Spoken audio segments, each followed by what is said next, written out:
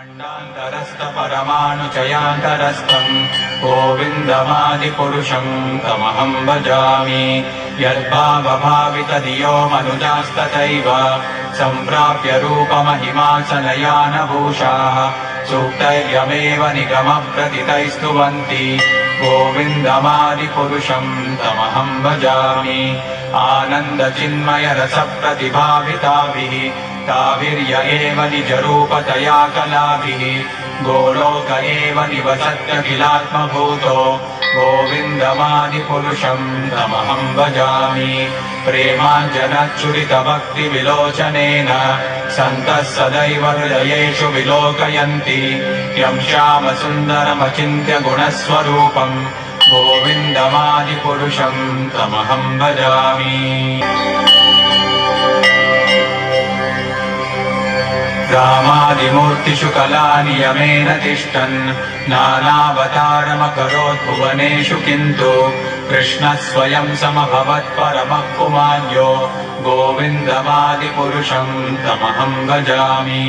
यस्सति फलं स्मरतामुपेत्य लीलायितेन भुवनानि जयत्यजस्रं गोविन्दमादिपुरुषं तमहं भजामि। गोलोकनाम्नि निजधाम्नि तले च तस्य देवी महेश हरिनामसुतेषु तेषु ओम श्री पुराण पुरुषेभ्यो देवेभ्यो नमः। त्रिभुवने कमनं तमालवर्णं रविकर गौरवराम्बरं दधाने वपुरलककुलावृताननाब्जं विजय सखेरतिरस्तु मे नवाद्य करारविन्देन पदारविन्दं मुखारविन्दे विनिवेशयन्तं वटस्य पदे। ओम चन्द्रमा मनसो जातः चक्षुः सूर्यो वजायत श्रोत्राद्वायुश्च प्राणश्च मुखादग्निरजायत।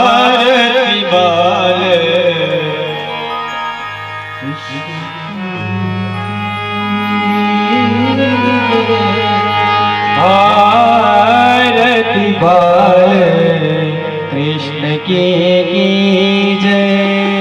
अपनो जन्म सुफल कर लीजिए, अपनो जन्म सुफल कर लीजिए।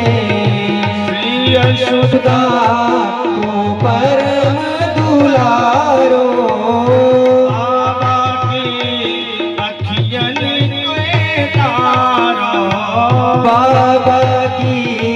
अखियन को तारो।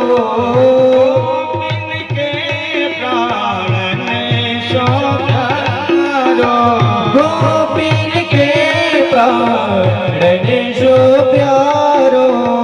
इन पे प्राण छावर दीजिए। कनुआ कहीं कर बोला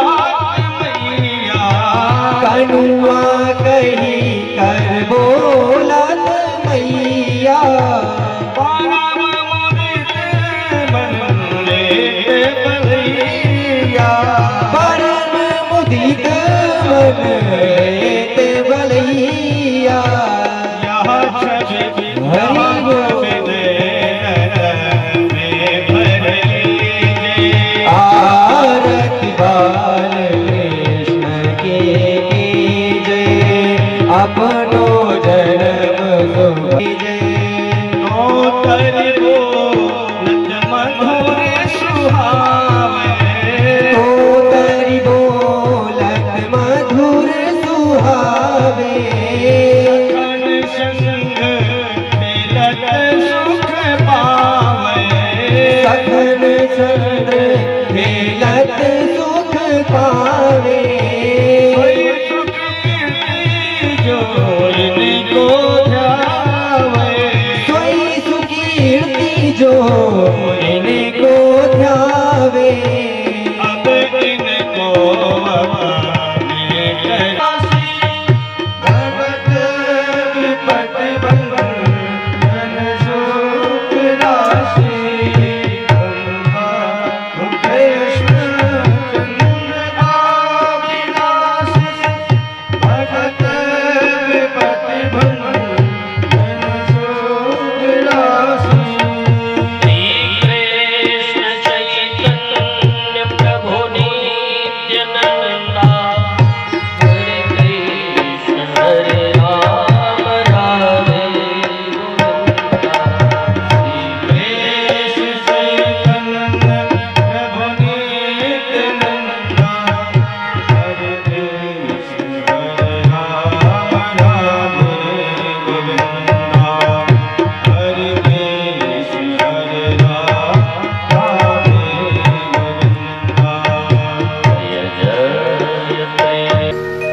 वृंदावन बिहारी भगवान श्री बालकृष्ण लाल की वांगमय विग्रह श्रीमद् भागवत महापुराण के चरणों में सदैव दंडवत प्रणति निवेदित करते हुए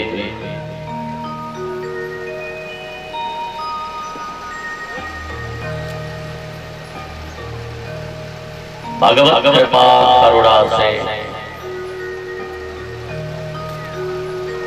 सप्ताह ज्ञान महायज्ञ के दिव्य अनुपम अनूठे अनुष्ठान के विधि से चल रही इस कथा के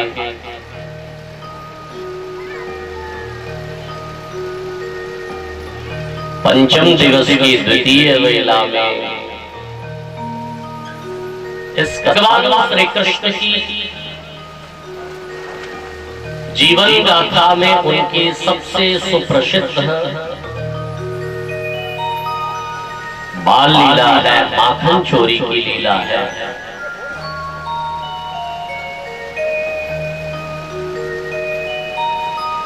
लेकिन भगवान श्री कृष्ण का जन्म भी बड़ा रहस्यमय है।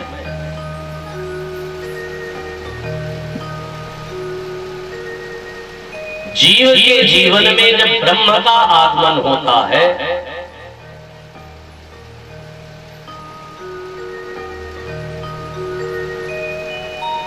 तो जीव सारे बंधन से मुक्त हो जाता है। भैया उनको दवा दिला करके और मथुरा में कंस के यहाँ तो वो बंधन से बंधे हुए थे, लेकिन कृष्ण के आने पर बंधन टूट गया, छूट गया।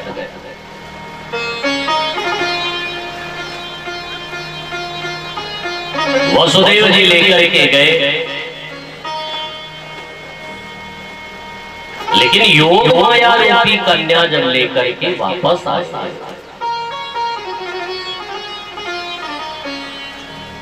तो फिर बंधन में बंध गए।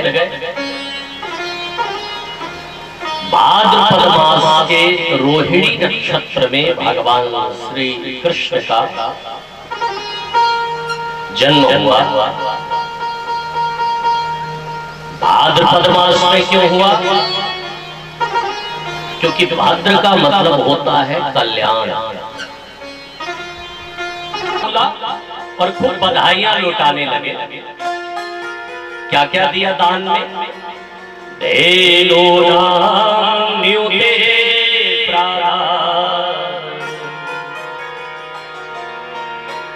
विप्रेभ्यः समलंकृते, वो दान किया। एक दो चार छह नहीं, हजारों गायों का दान किया। और उन गैया मैया को चांदी की खुरी, सोने की सींग लगा करके दान कर दिया पंडित जी को। तिल के बड़े बड़े पर्वत बनाए, उस पर स्वर्ण चंद्र से आच्छादित किया और उसे भी ब्राह्मणों को दान कर दिया। तिलाहरी तप्तर रत्नौघा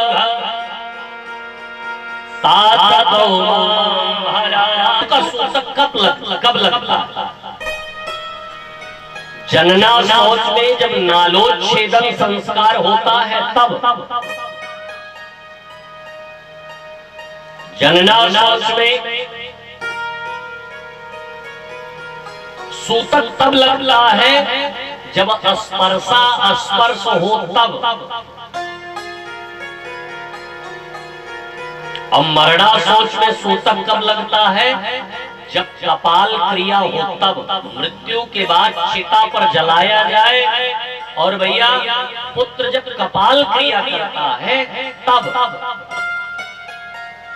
जनना सोच में श्रवण का सूतक नहीं है, सुन ले तब सूतक नहीं है। यदि नित्य संध्या गायत्री करते हैं तब। ये नियम उनके लिए जो नित्य संध्या गायत्री करते हैं। मरना सोच में सूतक कब लगता है? सुन लिया, वो खत्म हो गए तो उस तिथि को लेके चले गए क्या? कहां लिखा है? ये पागलपन की बातें कहाँ लिखी है? अपने से मनगढ़ंत कहानियां बना लिया आपने। अरे भैया कोई ना कोई तिथि को तो खत्म होगा ही, कोई ना कोई। और ऐसे अगर देखा जाए तो आपकी पीढ़ियों में भैया हर महीने किसी न किसी तिथि को कोई ना कोई गया ही होगा। अब कोई होली को खत्म हो जाए तो लोग कहेंगे हमारे यहाँ होली नहीं होती गुरुजी। क्यों? क्योंकि होली पे हमारे दादा के फला फला फला ये चला आ रहा है, वो खत्म हो गए थे। अरे हमने कहा भैया वो खत्म हुए तो उस दिन उस वर्ष तक सूतक रहा, न कि वो तिथि लेकर के गए। अब जैसे कोई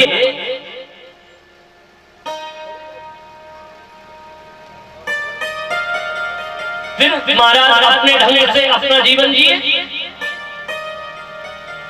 कि भैया कोई उस दिन चला गया तो आने वाली पीढ़ियों को बेचारे वो तीज त्योहार लेकर के चले गए। नहीं नहीं, ये आप समाज में अपयश कलंक मत फैलाइए।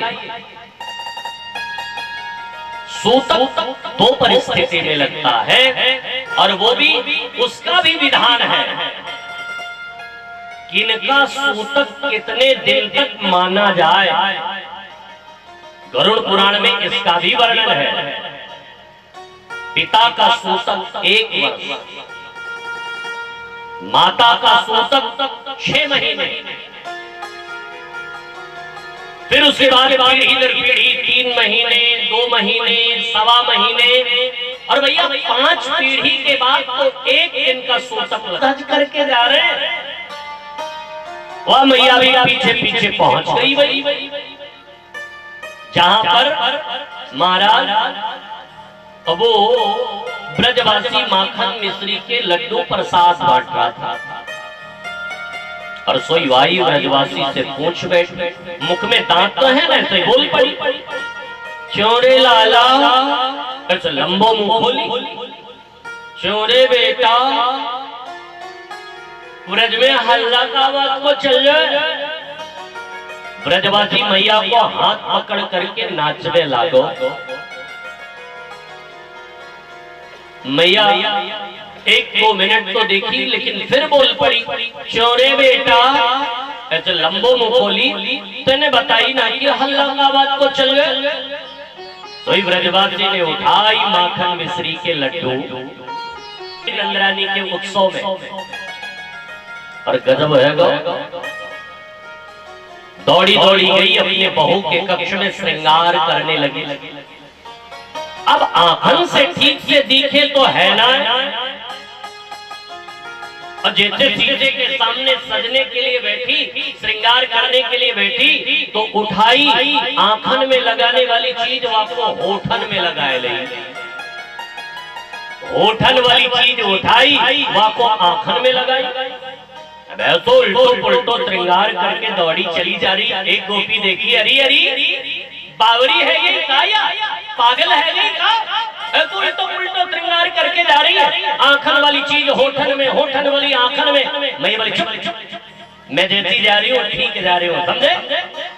और ऐसा उल्टो पुल्टो श्रृंगार करके दौड़ी दौड़ी गई तो नंद बाबा की 2 बहनें एक न एक खुरपेच जो लगाए रहे, वो कौन है?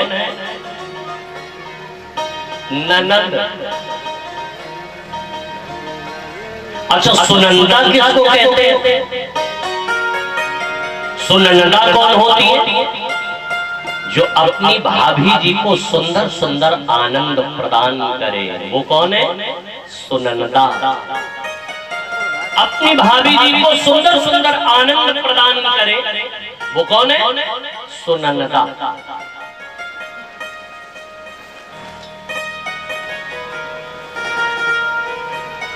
लेकिन भैया आजकल सुनंदा देखने को थोड़ा कम मिलती है, ननद देखने को ज्यादा मिलती है ना? सुनंदा ऐसा नहीं कि नहीं होती, होती है। गाने लगे ग्वाल बाल गोपियां सब, और गोपी भी मस्ती में ढोलक बजाने लगे, तरह तरह के वाद्य यंत्र बजने लगे, मंगल गीत गाए जाने लगे, उत्सव मनाया जाने लगा और सब मस्ती में मीठी मीठी ताली बजा बजा के गा रहे कि बाजे पयल खनके कंगना नंद रानी के अंगना, बाजे पयल खनके कंगना नंद रानी के अंगना, बाजे पयल खनके कंगना नंद रानी के अंगना। रानी के अंगना नंद रानी के अंगना, रानी के अंगना, रानी के अंगना, रानी के अंगना।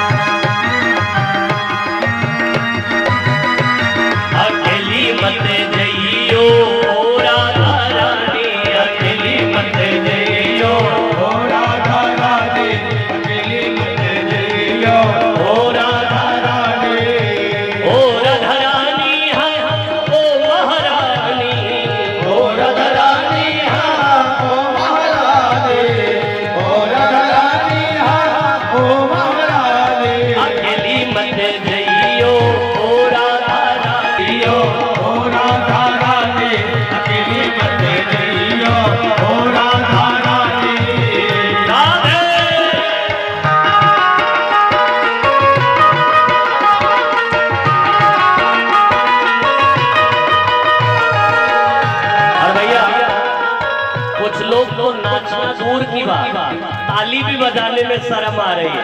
हाँ, पीछे वाले भक्त अभी जरा दोनों हाथ उठा के कन्हैया की बधाई है तो जरा मीठी मीठी ताली की सेवा करते जय।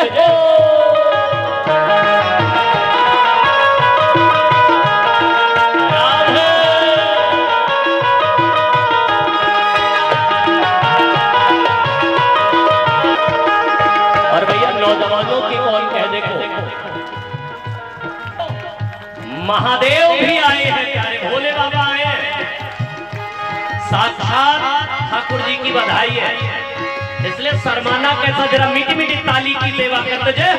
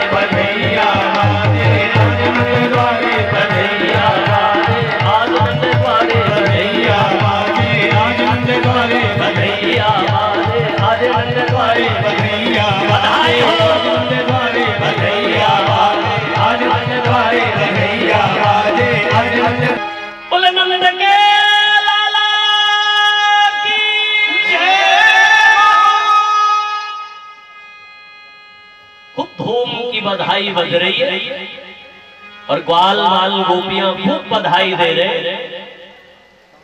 ग्वाल बाल जो है वो तो नंद बाबा को बधाई दे रहे और गोपियां नंद रानी को।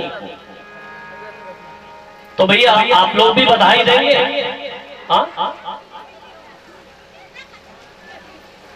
देंगे कि नहीं बधाई?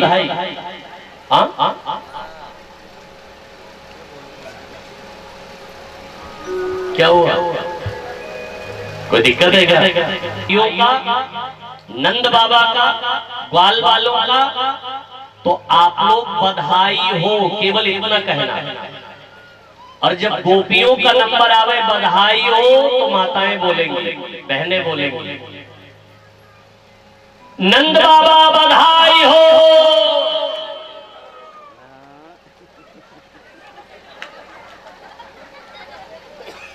नंदरानी बधाई हो। आप लोगों से तेज तो यही बोल रहे हैं। वैसे यहां से आवाज लगा दोगे तो रिसदा तक पहुंच जाएगा, त्योथर तक पहुंच जाएगी। यहां अरे नंद बाबा बधाई हो। आगे वालों की आवाज पीछे वालों के फिर भी नहीं आई। ये केवल मिठाई और नमकीन खा रहे हैं क्या? बधाई नहीं बोल रहे? नंदरानी बधाई हो। गजब ललकारे रहे हो, जबकि पुरुषों की संख्या ज्यादा है और मैंने प्रायः देखा कि पुरुष ही जीतते। यहाँ तो मुझे सुंदर सुंदर बधाइयां बज रही हैं। और भैया माताएं तो बड़े प्यारे प्यारे भाव भी गा रही है, सोहर गा रही है। जैसे बच्चे के जन्म होने पर सोहर गाती है ना माताएं, यहां भी गाती है। यहां भी सोहर होगा। कल तो भैया मैंने देखा नहीं कि माताएं कल गाई, सोहर हो गया नहीं हुआ। इनके सौगौरव महाराज के यहाँ कर रहे थे कथा हम, तो माताएं कथा के बाद खूब सुंदर सुंदर सोहर जिस दिन जन्म हुआ खूब बढ़िया बढ़िया गा रही थी। अब भाई गाना ही चाहिए। पता नहीं भगवान हमारे किस गुण पर रीझ जाए, गाने पे, नाचने पे, ताली बजाने पे, न जाने कौन से गुण पर दयानिधि रीझ जाते। तो भगवान को अपना भाव सुनाना चाहिए। अब भाई मैं गा नहीं पाता तो सोहर, नहीं तो आपको सुनाता जरूर। लेकिन भाई भगवान आए तो गाना तो चाहिए। क्यों भाई, भगवान के आने पे सोहर होनी चाहिए कि नहीं? हाँ होनी चाहिए। दे दो गणेश जी माइक दे दो, हो जाए एक सोहर, तब फिर अब आगे कथा हो। गणेश दे माइक दे दे, सोहर हो जाए। और न गई हो तो फिर हम जौन टूटा फूटा गाओ कहे सुने को पड़ी, चाहे अच्छा लगे चाहे खराब, और फिर ताली भी बजानी पड़ेगी। फिर बबलू भैया से मत ये कहना कि भैया कैसे कथावाचक लाए, सोहरों नहीं गा पा रहे। शिकायत मत करना, ध्यान रखना। क्या भाव से सोहर गा रही है गोपियां कि भादों के रहे अंधियरिया डगरी, तूने मेरे 6 पुत्र मार दिए, मैंने कभी तुझसे शिकायत नहीं की। ये 8वें गर्भ में तो कन्या है, तो तू इसे क्यों मारना चाहता है? 84 कोष में आ चुका है। कंस ने कहा कहां है पता तो बताती जाओ। बोले पता बता नहीं बताएंगे, इतना ध्यान रखना, इस व्रत 84 कोष में आ चुका है। अब कंस ने रात्रि में आपातकालीन मीटिंग बुलवाई, जिसे बोलते हैं इमरजेंसी मीटिंग। रात्रि में बुलवाया, बड़े बड़े राक्षस आ गए, अघासुर बकासुर केसी इत्यादि, पूतना मौसी भी आ गया। कंस ने आदेश दे दिया कि जाओ एक महीने के अंदर जितने बच्चे हुए हैं ब्रज में सबको मार दो। अघासुर बोला ये काम हम करेंगे, बकासुर बोला नहीं ये काम हम करेंगे। सोई बगल में बैठ 5-5 इंची के बड़े बड़े दांत, कौन देगा अपना छोटा सा बच्चा तुझको? पूतना बोली भैया किस जमाने में जी रहे हैं आप? कंस बोला क्यों? पूतना बोली अब जमाना बहुत आगे जा चुका है, बड़े बड़े ब्यूटी पार्लर खुल गए, काले वाले भी गोरे दिखने लगते हैं, थोड़ी सी पीओपी तो लगा ली, एक कोट के बदले 2 कोट लगा देंगे, और वामे भी अगर कोट गुजर रही तो लंबो घूंघट लगा देंगे। घूंघट में कौन पहचाने? और बोले ये जो 5-5 इंची के बड़े बड़े दांत है, या को क्या करोगे? बोले या की भी घिसाई हो जाए। बोले अच्छा, तो भैया आप जाए और जैसे बच्चे को गोदी में बैठाए, स्तन में मुंह लगाए, तो सबको राम नाम सत्य है। तो भैया जैसे लाला के यहाँ कन्हैया के यहाँ जाने लगे तो सब रास्ता साफ कराने लगे। हटो हटो हटो हटो। पूतना चली जा रही थी, एक गोपी बोल पड़ी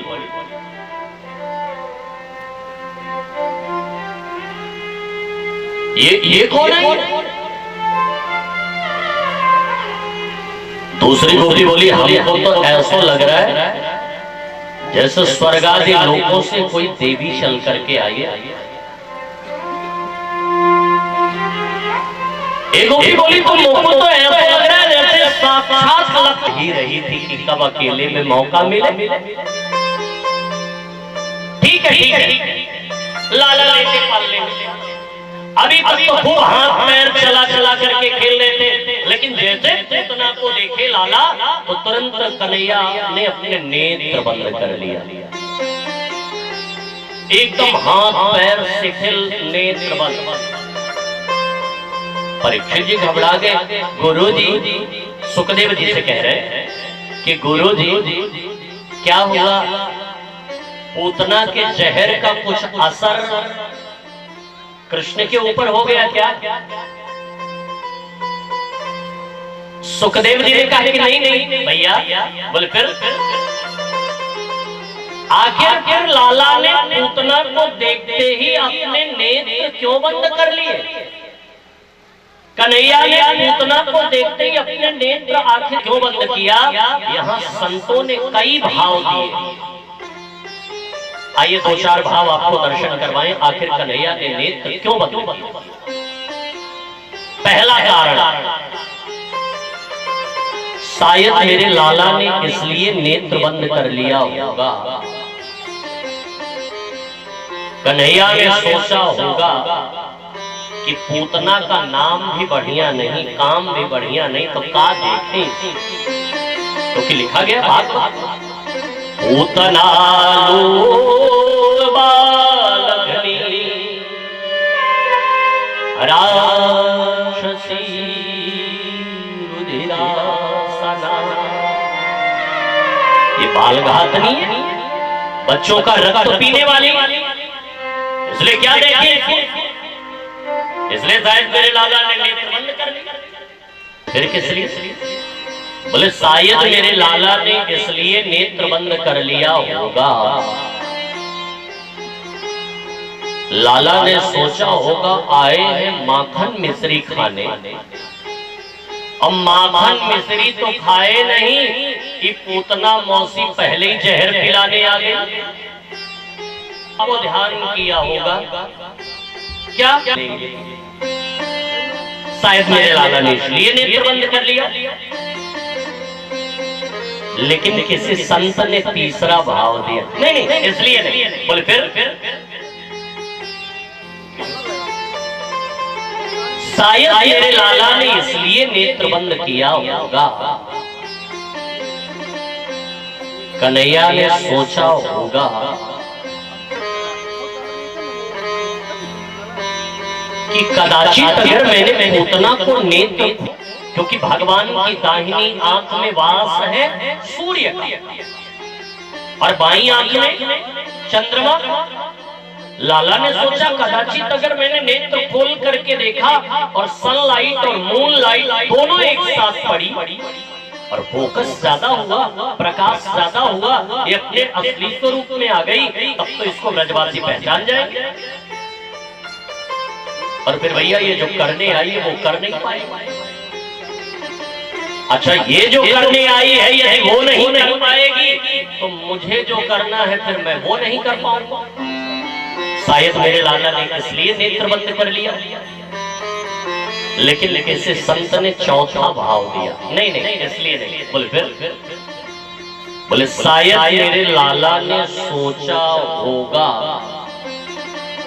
कि कदाचित अगर मैंने नेत्र खोल करके पूतना को देखा, अब पूतना ने नेत्र खोल करके मुझे देखा और मेरे नेत्र पूतना के नेत्र आपस में टकरा गए, तब क्या होगा? हाँ?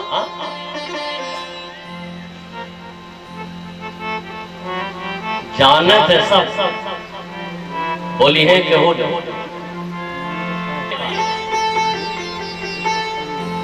नैन से नैन लड़ी है तो हाँ गीत है नारद भरत सूत्र का ये सूत्र है, प्रीतिर नयन योगिता। अगर मेरे नेत्र और पूतना के नेत्र आपस में टकरा गए और मुझे पूतना से अगर प्रेम हो गया तो प्रेम में उसको कैसे मारेंगे? क्योंकि प्रेम में तो किसी को मारा नहीं जाता, क्योंकि साहब प्रेम कहना आसान, करना बड़ा कठिन। क्योंकि प्रेम परिचय को पहचान बना देता है, प्रेम वीरा को गुलिस्तान बना देता है, भगवान बना देता है। प्रेम इंसान को भगवान बना देता है। क्योंकि वेदना यदि हृदय में न होती तो हृदय पाषाण बन गया होता।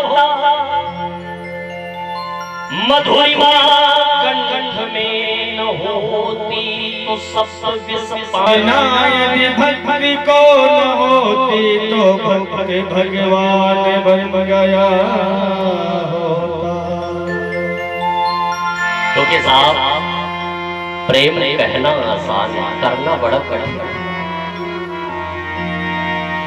प्रेम की व्याख्या तो कल आप सुनेंगे कि प्रेम क्या है, प्रेम की परिभाषा क्या है। क्योंकि भैया आजकल के प्रेमियों ने तो प्रेम के नाम को बदनाम करके रख दिया। आजकल के प्रेमी तो फोन से बतियाएंगे तो तकिया बिस्तर से बतिया डालेंगे।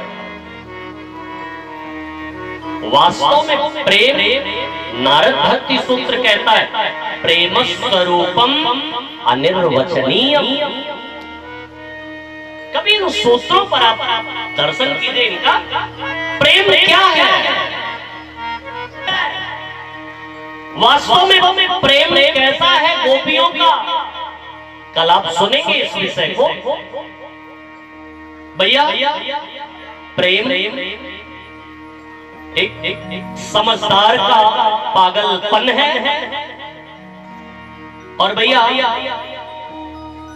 या फिर एक पागलपन की समझदारी है। लेकिन गोपियों का प्रेम रहता है। लेकिन भैया आजकल प्रेम नहीं होता, आजकल तो प्यार होता है। प्रेम में और प्यार में अंतर है। प्यार का तो पहले ही शब्द अधूरा है, लेकिन प्रेम क्या है? भगवान को अगर कुछ प्रिय है तो तुलसीदास जी कहते हैं कि राम ही केवल। किसी कवि का बड़ा प्यारा भाव है, बहुत प्यारा गीत है कि जो प्रेम गली में आए, जो प्रेम आए प्रियतम का ठिकाना क्या जाने, जो प्रेम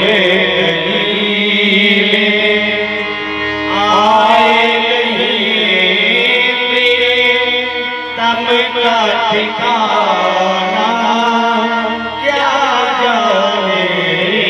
जिसने कभी प्रेम किया ही नहीं वो प्रीति भाना क्या जाने।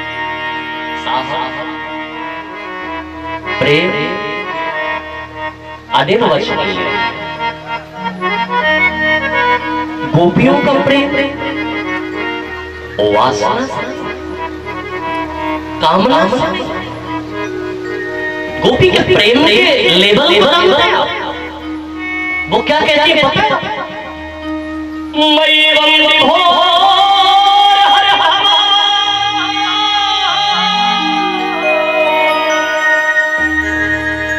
गज गज संध्यत्य सर्व विषयास्तव पादमूलम्। ये चरणौ भुजो प्रसन्नगारा क्षिपतिरुरोद। पूतना अपना हाथ पैर पटकती हुई, चिल्लाती हुई दौड़ी जंगल की ओर। छोड़ दो, छोड़ दो, छोड़ दो। तो 7 दिन को कन्हैया धीरे से बोल पड़ो, मौसी जी, मौसी जी, हमको तो पकड़वे आवे, छोड़वे आवे ना। 7 दिन का बच्चा नहीं बोलता है क्या? कन्हैया फिर धीरे धीरे बोल पड़े, हाँ मौसी जी, 7 दिन को बच्चा ना बोले, लेकिन हम तो बोलते। हम तो जाकी कलाई एक बार पकड़े, फिर वाको बेड़ा पार लगा के तभी छोड़ते, बीच मझधार में न छोड़े। हाँ अब पुल की ओर छोड़ दो, छोड़ दो, छोड़ दो, और जंगल में जाकर खड़ा। वो तो भगवान का लाख लाख शुक्र की पीछे की ओर गिरी, आगे नहीं गिरी, क्योंकि पूतना कोई 2-4-5 फीट की थोड़ी न थी। 3 गभ्योती में बातें शरीर। भागवत में तो ऐसा लिखा गया है कि चूर्णया मातरा, वाकई शरीर के नीचे जितने पेड़ पौधे आए ना, सब चूरन चटनी है गए। अब ब्रजवासियों को जैसे पता चला कि राक्षसी आई थी लाला को मारने के, कहीं राक्षसी राक्षसी, सारे ब्रजवासी ग्वाल बाल गोपियां सब दौड़े दौड़े गए। मैया यशोदा भी देखा। श्वेतदीप पतिश्चितम मनोयोगेश्वरो मेरे लाला के इंद्रियों की रक्षा भगवान ऋषिकेश करें, प्राणों की रक्षा भगवान नारायण करें। श्वेत द्वीपपति मेरे लाला के चित्त की रक्षा करें। क्रीडंतम पागो सयानन माधवा, खेलते हुए लाला की रक्षा भगवान गोविंद करे और सोते हुए लाला की रक्षा भगवान माधव करे। लाला गोदी में पड़े पड़े मुस्कुरा रहे हैं। देखो देखो इन माताओं का स्वभाव तो देखो, नाम भी मिला तो घूर घूर देखत नहीं, तब हम समझ ली इनकी लिपि ने लाई ली। उसमें एक आध ये जरूर कहेंगे, हम तो कयोदार इनका आजमाए हो, ये तो खाद पियत केहू का देख ले तो अपतय है। देखा तो कैसे घूर घूर देखा तुम्हारे बेटुआ का। महाराज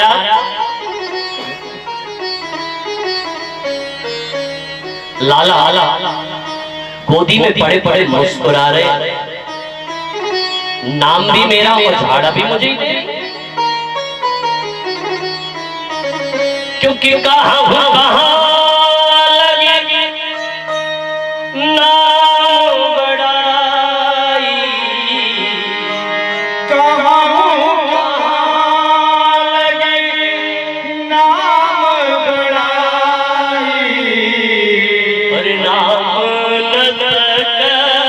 नाम भी बढ़िया नहीं, काम भी बढ़िया नहीं। अब पूतना के शरीर से सुगंधी कैसे आई?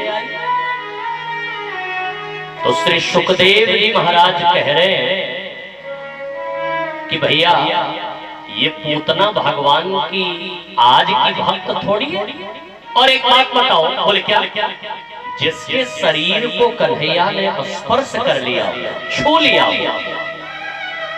जिसके शरीर को लाला ने स्पर्श किया हो, वाके शरीर से कभी दुर्गंध नहीं आएगी, वाके शरीर से तो सुगंध ही सुगंध आएगी।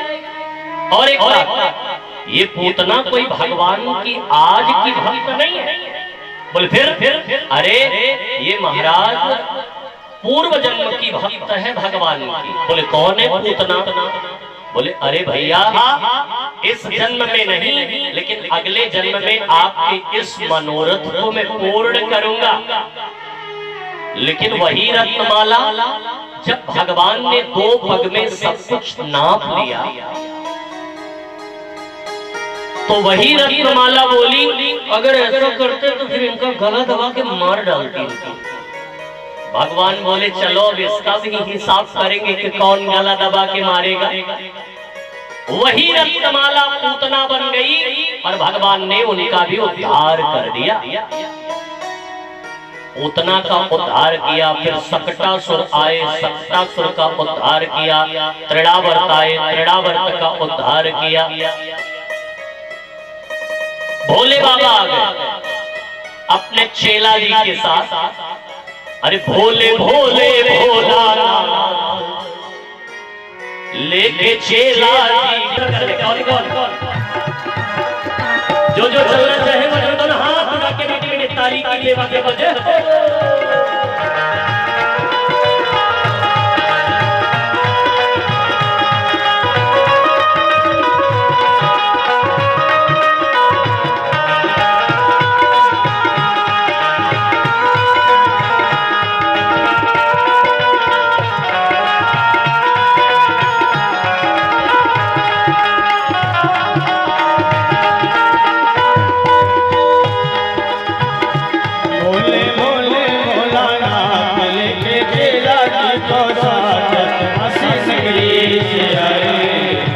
शिव शंकर।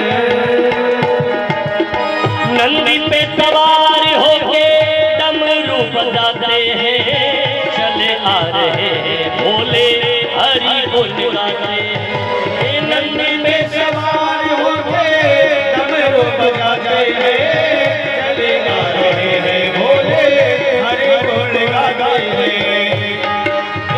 नंदी पे सवार होके डमरू बजाते हैं, चले आ रहे हैं भोले हरि बोल गाते हैं। पहिरे नरमुंडों की माल, पहिरे नरमुंडों की माल, ओढ़े ऊपर से मृगछाल, ओढ़े ऊपर से मृगछाल। राती नगरी में आए शिव शंकर, राती नगरी से आए। हर हर महादेव। भोले भोले भोलानाथ लेके जेलाना को साथ, काशी नगरी से आए शिव शंकर।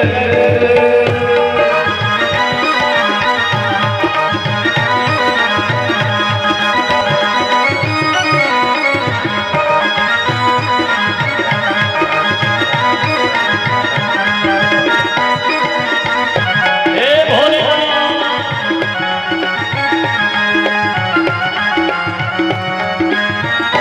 काशी नगरी में आए शिव शंकर, काशी नगरी से आए शिव शंकर।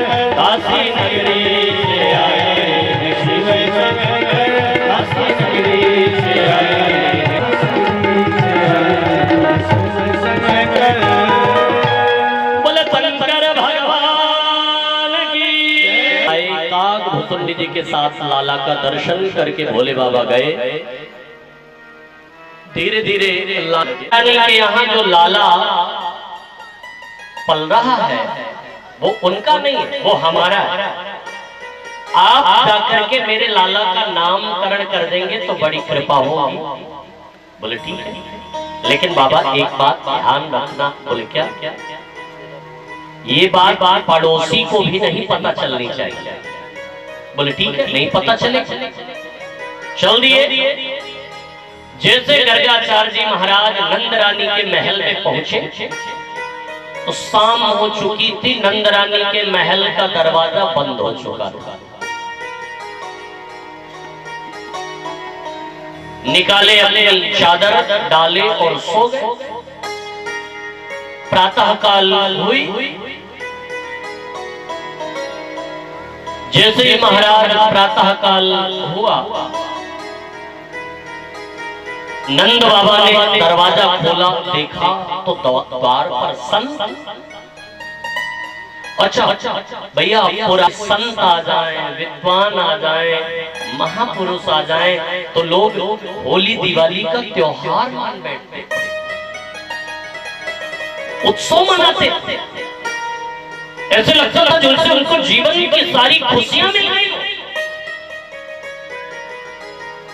आज भी आप चलिए इधर साउथ इंडिया की तरफ, दक्षिण भारत की तरफ मैं तो गया। उनके द्वार पर अगर चले जाइए तो भैया रंगोलियां सजाएंगे, दीपक जलाएंगे, ले जाएंगे, आपका चरण धुलेंगे, चंदन लगाएंगे, माला पहनाएंगे, आरती उतारेंगे और भैया फिर आपको जलपान करवाएंगे। क्या स्वागत सम्मान। आजकल द्वार पे आ जाए कोई, बोले कहाँ आ गए सुबह सुबह, चलिए बाबा लोग इनका काम ही रहता है। पहले लोग अपने दरवाजे पर कितनी प्यारी प्यारी सूक्तियां लिखते, श्लोक लिखा करते थे।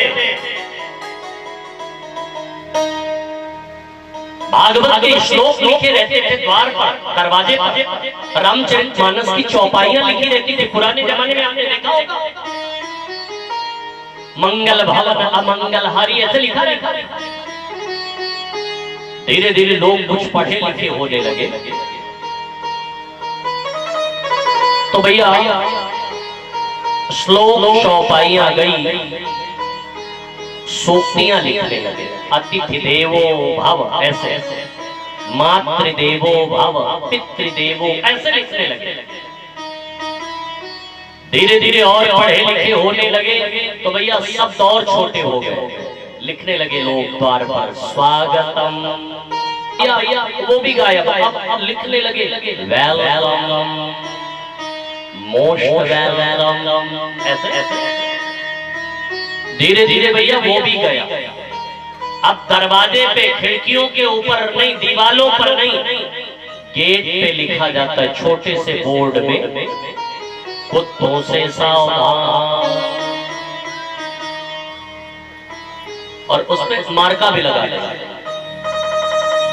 कुत्तों से सावधान। हाँ, अच्छा कितने लोग तो उसको अपनी गोद में लेके घूमते। एक जगह तो हमने देखा बहुत बड़े घर में वो देवी जी एक कुत्ते को लेकर के उसको भैया अपने गोदी में लिए, बाबू चूम रही, अरे ने कहा हटाइए दूर, कहां यहां लेके चली आ रही। जीवों पर दया करना अच्छी बात है, लेकिन शास्त्र ऐसा कहते हैं कि कुत्ते का शरीर अगर अपने शरीर में स्पर्श हो जाए तो फिर अपना शरीर पूजा के योग्य नहीं रह जाता बिना स्नान किए।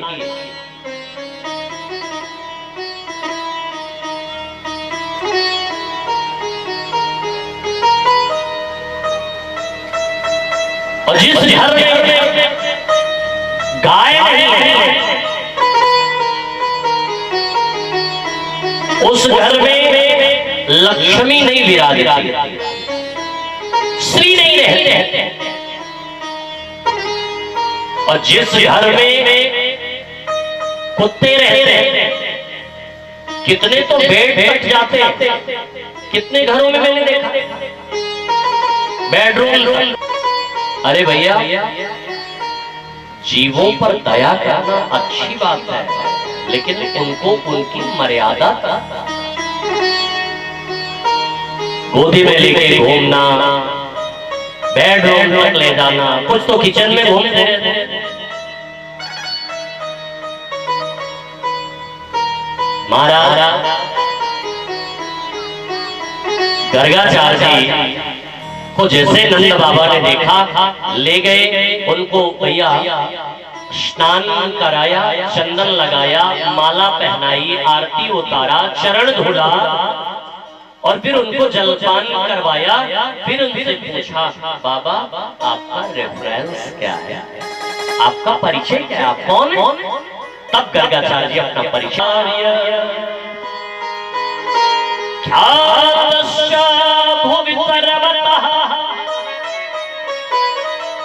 मैं यदुकुल का आचार्य हूँ, गर्गाचार्य मेरा नाम। करते क्या है, काम क्या है आपका? बाबा किसी की शादी कराना हो, किसी के जनेऊ संस्कार कराने हो, किसी के नामकरण कराने हो, कोई काम अपना। नंद बाबा ने कहा फिर तो बड़ी चौकी याद दिलाई, हमारे यहाँ भी दो लाला है, अभी काऊ लाला को नामकरण ना भयो, और अगर आप मेरे लाला का नामकरण कर देंगे तो बड़ी कृपा होगी। गर्गाचार्य बोले लेकिन माफ करना, मैं अपने लाला का नामकरण नहीं कर सकता हूँ। बोले क्यों नहीं कर सकते? गर्गाचार्य ने कहा क्योंकि गर्गः पुरोहितो राजन् यदूना तुमहमः अहमाचार्य ख्यातस्य भुवि सर्वतः श्रुतं मया संस्कृतं ते मन्यते देवकी सुतं। अगर मैंने अपने लाला का नामकरण कर दिया तो मैं यदुकुल का आचार्य हूँ, और ये बात अगर कंस को पता चली तो मन्यते देवकी सुतम, ये कंस को कंफर्म हो जाएगा कि देवकी का 8वां गर्भ कोई और नहीं, नंद के यहाँ पल रहा लाला ही। क्योंकि कोई काम आप अकेले में एकांत में तो करते नहीं, पूरे ब्रज को चूल को नौता दे करके हल्ला करके करते। हाँ मैं आपके लाला का नामकरण एक तरीके से कर सकता हूँ, कैसे कर सकते हैं? बोले अगर आप अपने लाला का नामकरण एकाले में अकेले में करवाओ, ये बात पड़ोसी को भी नहीं पता चलेगी। तब गर्गाचार्य जी ने कहा कि ठीक है, ये बात और किसी को न बताओ तो मैं अपने लाला का नामकरण कर दूं। बोले ठीक है। तो भैया नंद बाबा ने कहा कि ठीक है बाबा, चलिए मैं किसी को ये बात नहीं बताऊंगा। तो जैसे ही बात महाराज गर्गाचार्य जी गए गौशाले में, नंद बाबा यशोदा मैया के पास गए और यशोदा मैया से बोल पड़े, यशोदा एक बड़ो चोखो ज्योतिषी आया, हम अपने लाला को नामकरण संस्कार उसी से करवाएंगे। यशोदा मैया बोली, हाँ हम तो अपने लाला के नामकरण संस्कार में पूरे ब्रज को चूल को नौता दे, चूल्हिया न्योता। ब्रज में कहते हैं चूल को नौता। ओ बाबा आज आपको चूल को नौता है, तो समझ जाएंगे बाबा बच्चे से लेके बूढ़े तक, सुबह के ब्रेकफास्ट से लेके पकौड़ी समोसा से लेके शाम के डिनर तक का भोजन उसी के यहाँ करते हैं जिसके यहाँ चूल को नौता होता है। जैसे यहाँ सुबह से पकौड़ी समोसा आलू चाय नमकीन मिठाई भोजन सुबह से शाम तक चकाचक खाने, और कथा में बैठे तो हर 5 मिनट में नींद आ जाला भाई। जो खूब चकाचक नाम है फलाहार और करियो। आज है कि कल हमसे कोई कह रहा तो महाराज आप लोग जैसे फलाहार रहा थे ऐसे हमका साल भर रहा है, कोई तो कोनो दिक्कत नहीं। साल भर जजमानों का पंडित जी के खूब चकाचक। हम कहा करना कुछ है नहीं, अखब टाइम पे फलहार, टाइम पे नाश्ता, टाइम पे भोजन, और 3 घंटे 4 घंटे बढ़िया लगाए लिए कूलर, चकाचक हवा भी, भोजन पानी, और बढ़िया तड़का वाली दाल, जीरा राइस, चावल, खूब बढ़िया रोटी फुल्का, खूब चकाचक खाना। हम कहे हाँ बात तो सही है, ऐसे फलहार पूरा साल चलता रहे, कोई दिक्कत नहीं, कोई टेंशन नहीं। महाराज तो नंदरानी ने क्या किया? बोले फिर बोले एक काम करते, क्या नामकरण अभी करते, उत्सव बाद में मनाएंगे। ठीक चलिए आप व्यवस्था कीजिए, मैं आ रही हूं अभी लेकर के लाला को। नंद बाबा गए व्यवस्था करने, और इधर यशोदा मैया रोहिणी मैया से कह रही है, ए देखो देखो हम अपने लाला को नामकरण संस्कार किसी चोखो ज्योतिषी से करवावेंगे, खड़िया पलटन बाबा से न करवावेंगे। हाँ रोहिणी मैया बोली इसका मतलब तुम परीक्षा लोगी। यशोदा मैया बोली और नहीं तो। बोले अच्छा परीक्षा कैसे लोगी? बोले काम करते हैं। बोले क्या? बोले तेरे लाला का रूप मुझसे मिलता जुलता है और मेरे लाला का तुझसे। बोले हाँ एक काम करते हैं। बोले क्या? मेरे लाला को तू ले ले और तेरे लाला को मैं। अगर चोखो ज्योतिषी होगो तो फट बता देगो, खड़िया पलटन बाबा होगो तो ना बता पावे। बोले ठीक है ठीक है। अब लाला की अदला बदली करके लेकर के जैसे ही पहुंची, स्वस्ति वाचन हुआ, हवन इत्यादि कर्म हुआ, नामकरण की बारी आई तो यशोदा मैया बोल पड़ी, बाबा हम बढ़िया तो हमारे लाला को नामकरण थोड़ा पहले करो। तो गर्गाचार्य जी यशोदा मैया की गोदी में बैठे हुए लाला को देखते ही बोल पड़े, अरे वाह मैया बहुत चालाक है आप। मैया बोली क्यों क्यों क्यों क्यों क्यों बाबा ऐसे क्यों कह रहे हो? गर्गाचार्य जी ने कहा क्योंकि आपकी गोदी में बैठा हुआ लाला आपको तो है ना। मैया बोली हमारो न तो का पड़ोसी का लेके आई हो क्या? गर्गाचार्य जी ने कहा नहीं, मेरे कहने का मतलब वो नहीं है। बोले फिर कि अयम हिरोहिणी पुत्र रमयन सुहृदोड़ै आध्यास्यते रामयति अलाहित्यं वलवलं विदो। रोहिणी मैया का है ना, तो रोहिणी मैया यशोदा मैया का हाथ दबाते हुए बोल पड़ी, ए खड़िया पलटन बाबा ना है चोखो ज्योति, देखो देखते ही फट पता नहीं। मैया बोले अच्छा सॉरी सॉरी बाबा गलती हो गई, नाम क्या है या बताओ। बाबा ने कहा मैया इनके नाम में योगी लोग रमण करेंगे, इसलिए इनका एक नाम होगा राम। खोलोगे का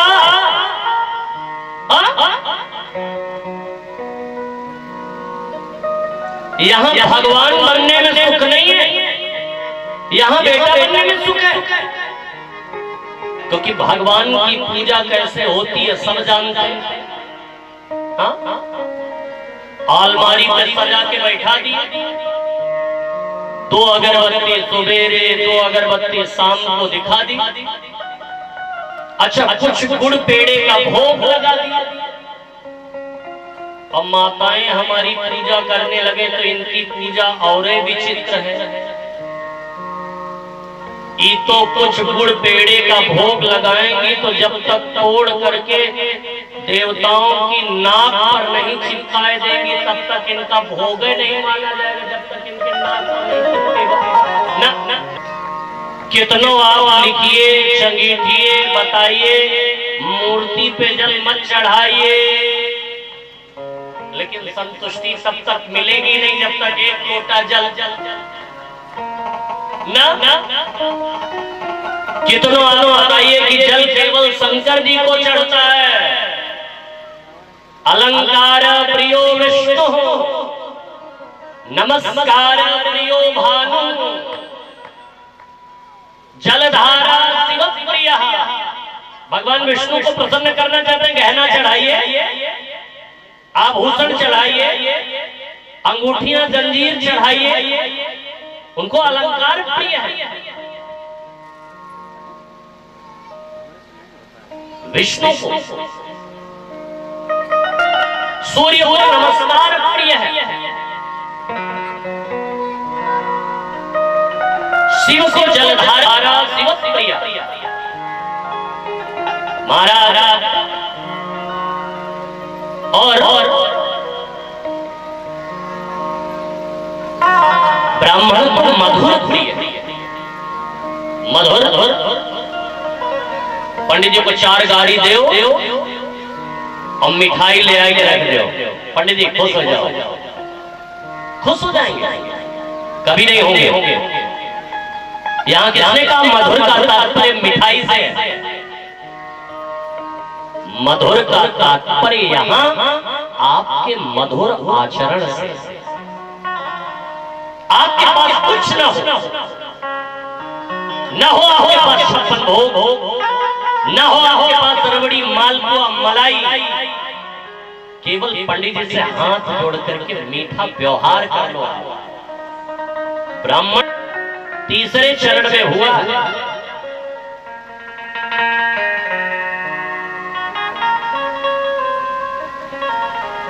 हर नक्षत्र के 4 चरण होते हैं।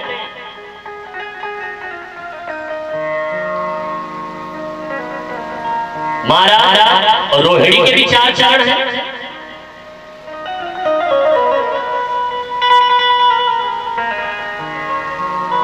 ओ बा वी बू,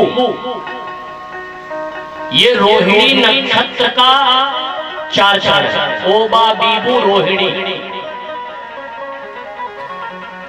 दे दो चाची रेवती। रोहिणी नक्षत्र का ये 4 चरण, ओ बा वी बू। कृष्ण का जन्म रोहिणी